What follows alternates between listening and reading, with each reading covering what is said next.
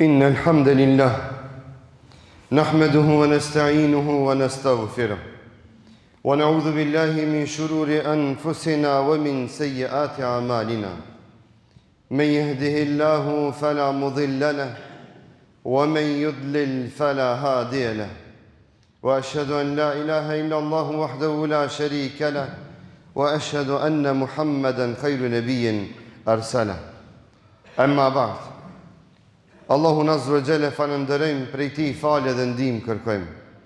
Kurse salavatet dhe selamet ja dërgojmë Muhammed Mustafa sallallahu alaihi wasallam, familjes së tij të ndershme, shokëve të tij fisnik dhe gjithë pasuesve të rrugës së tij deri në ditën e gjykimit. Falënderojmë dhe madhërojmë Allahun Azza wa Jalla për mirësitë dhe begatitë e tij të mëdha, në veçanti për mirësinë dhe begatinë e Islamit dhe imanit, që na bëjnë dobi në çastin dhe në momentin ku s'ka dobi nga malli as nga evladi. Të nderuar dhe të dashur agjerues,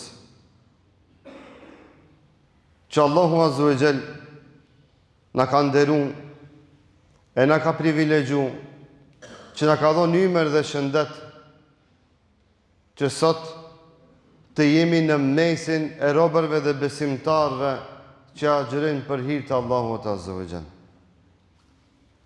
Atë që dua të e parashtroj si pyetje, në ditën e dytë të agjerimit të vitit 2026, është një pyetje shumë e rëndësishme për gjithë neve, që gjithë na duhet pyet veten: këtë vit a kena me agjeru, apo vetëm kena me mbet unë? A do të jemi agjerues, a do të jemi të unë? Edhe agjeruesi, edhe i unti, në aspektin material duken njëjtë. Dytë e kanë braktis hajën dhe pijen nga syfyre deri në iftar. Ama njëri është agjerues hakikat në sofrën e iftarit, që qel iftar, e tjetri është i unë që ka qëndru gjatë gjithë ditës pa buk e pa uj, e në sofrën e iftarit a i hanë buk, nuk qel iftar. Muhamedi sallallahu alaihi wasallam në hadithin që shënot në Sahihun Imam Buhariut thot: men lem yada qawle zuri wal amala bihi falaysa lillahi hajatan fi an yada ta'amahu wa sharabahu. Do të kush si kalon fjalt e kota, se kalon gibetin, se kalonën ofendimin dhe sharrin e njerëzve, kush se kalonën fitnën, kush se kalonën përçarjen me gjuhën e vet, kush si kalon punë të këqija, kush se kalon vjedhjen, kush se kalon vjedhjen, dhe ta din që ato që janë të sprovum, e që i trishtojnë besimtartë në Ramazan, që me utut besimtartë me dalë me falë taravin familjarisht, se hajdutët do të hynë në shtëpi e kanë me vjedh, le ta din këta hajdut, se vallahi dhe billahi, gjunahi i tyre tash në Ramazan është atë që i madh, sa që s'mundën me kujtu. Kjo hajdutluk nuk është i thjesht, se njerëzve në këtë rast ua vjedhin edhe lirien e adhurimit të Allahut Azza wa Jall, jo vetëm pasurin. Kjo është hajdutluk e më i poshtër që mundet me ekzistu mbi rrezullin toksor. Le t'ja mendojnë dhe le t'a kujtojnë mirë ata. Ai që njerëzve u avjedh lirin, ai që njerëzve u avjedh qetësien, me gjymtyrët e tij, me trupin e tij, me gabimet e tija, thot Muhamedi sallallahu alaihi wasallam, Allahu nuk është në zor. Allahu nuk ka nevojë që ai njeri, që ky njeri ta lën ushqimin e tij, ta lën edhe pijen e tij. Allahu nuk ka nevojë. Andaj thot Ibn Kaimi rahimahullah, agjëruesi vërtet është ai i cili agjëron me gjuhën e tij, ai i cili agjëron me dorën e tij, që nuk e prek askënd me dorën e tij, që me gjuhën e tij askënd nuk e përmend për të keq dhe nuk e dëmton me llafet e tija. Agjërues është ai që agjëron me kamën e tij, që me kamën e tij nuk hec dhe nuk shkel në një vend ku ati si ka hije dhe agjërimi i tij nuk i përket. Ai i cili me mendimet e veta është i pastër dhe mendon vetëm ka e mira dhe ka e mbara. Thot nuk është agjërues ai i cili vetëm ka abstenuar nga haja dhe pija. Andaj thot Muhamedi sallallahu alaihi wasallam në hadithin që shënohet në Sunenin Ibn Majahs, rubba sa'imin laysa lahu min siyamihi illa al-ju'. Thot disa agjërues nga agjërimi i tyre ju mbetet bakshish vetëm mundësia. Vetëm mundësia i mbetet, asgjë më tepër. Ky udhëtimi jon gjatë muajit bekuar të Ramazanit. Gjatë muajit bekuar të Ramazanit është udhëtim me të cilin na synojmë duke e zbras brendien ton nga ushqimi, ta mbushim imanin ton me iman. Të plotësojmë vërtytet tona morale, të përmbushim dhe të kryem në formë më perfeksioniste adhurimet tona karshi Rabbul Aleminit, që mos të ndikojnë tek ne ndikimet materiale dhe toksinat të ushqimeve që i ngërthejmë në trupin ton. Ky udhtim synon ngritjen ton moralisht, shpirtnisht, njerëzisht kundrejt Allahut te bareke ve taala.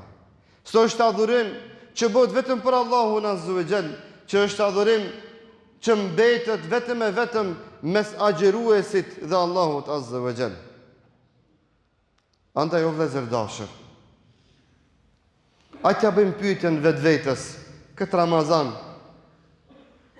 A kena me përjetu si një Ramazan ndryshe nga Ramazanet tjera? Këtë Ramazan, a kena me agjëru hakikat ashtu si që duhet? Ta agjërojmë me mendjen ton, ta agjërojmë me zemrën ton, ta agjërojmë me gjuhën ton, ta agjërojmë me syrin ton, që dhe atymve bijave tona të themi pi shpije kur dalin o i bi, ka dale, ku shkon kështu? Leni rahat agjëruesit, mos i shqetëso besimtarët me shmikat e tepër të tua, mos i shqetëso besimtarët me parfumin tënd atraktiv e nxitës ka fitnja, mos i shqetëso besimtarët me veshën tënde provokuese. Të kesh frikën e Allahut, oj bija ime. Të kesh frikën e Allahut, oj bashortja ime, oj nona ime, oj motra ime.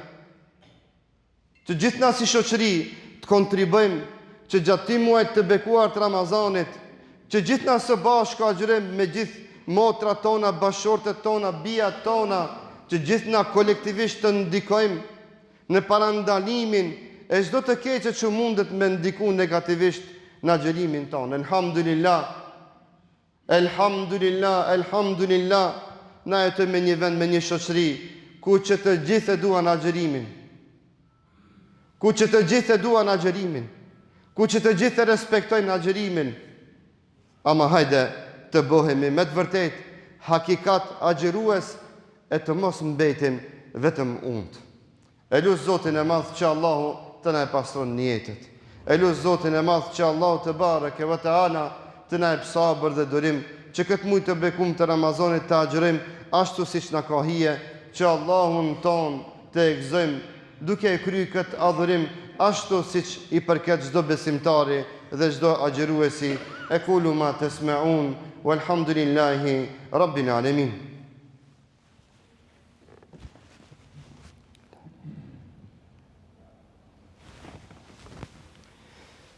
Elhamdulillah, wassalatu wassalamu ala rasulillah wa ba'd. Kjo është gjëmoja e parë e muajit bekuar të Ramazanit.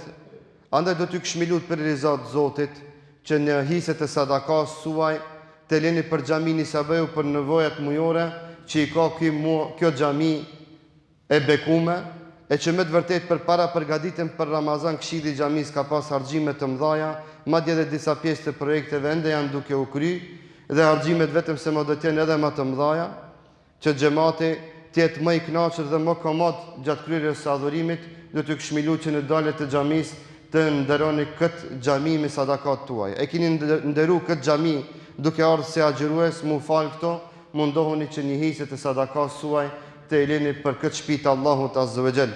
Dhe vëllezër të dashur, dhe besimtar të dashur, nisem dhe një gjë do t'ua them. Këto xhamina i kemi emanet.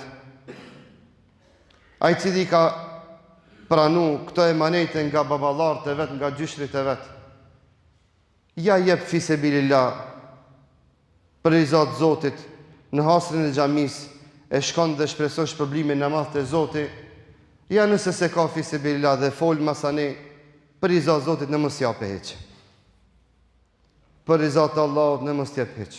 Tjeni të bindur se askush nuk është në zor të i prek parët e hasrës, ama askush.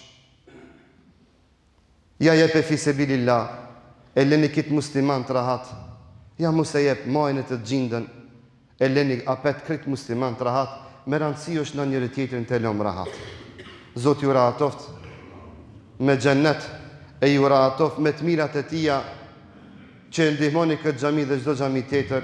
Mos harroni se sot është ditë e xumës dhe është shumë sevap me çu salavat dhe selam mbi Muhammed Mustafa sallallahu alaihi wasallam, me salavat dhe selamat më të njohura. Allahumma salli ala sayyidina Muhammad wa ala ali Muhammad kama sallaita ala Ibrahim wa ala ali Ibrahim fil alamin innaka Hamidum Majid, wa barik ala Muhammadin wa ala ali Muhammad kama barakta ala Ibrahim wa ala ali Ibrahim fil alamin innaka Hamidum Majid. اللهم أرنا الحق حقا وارزقنا اتباعه وأرنا الباطل باطلا وارزقنا اجتنابه. إن الله يأمر بالعدل والإحسان وإيتاء ذي القربى وينهى عن الفحشاء والمنكر والبغي يعظكم لعلكم تذكرون. أقم الصلاة.